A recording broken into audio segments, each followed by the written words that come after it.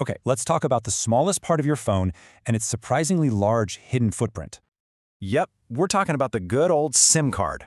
And its environmental cost? It's anything but small. That's how much plastic waste traditional SIM cards can generate globally, every single year. But what if we could just get rid of that plastic? Well, that's where the eSIM comes in. It's basically a tiny chip you can program remotely. No more swapping little plastic cards. This move from a physical thing to a digital profile has huge environmental implications. So, right away, we stop creating thousands of tons of plastic. That's a massive win. But it goes way beyond just the plastic.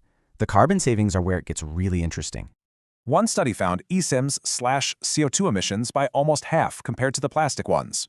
So where's that CO2 from? Well, most of it comes from just making the plastic SIM itself. And since eSIMs are digital, they basically get rid of that entire manufacturing and shipping process.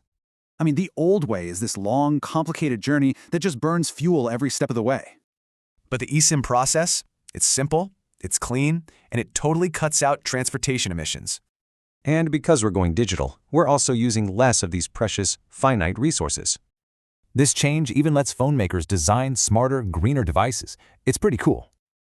Getting rid of that SIM slot frees up space for things like a bigger battery. Better for everyone. Now, this isn't some far-off future idea. No, this transition is happening right now. It's projected that by 2030, over 3/4 of all smartphone connections will be using eSIMs. So every single switch from that tiny piece of plastic is a small but really meaningful step forward. It just shows how a simple choice can support a much greener, more efficient digital world.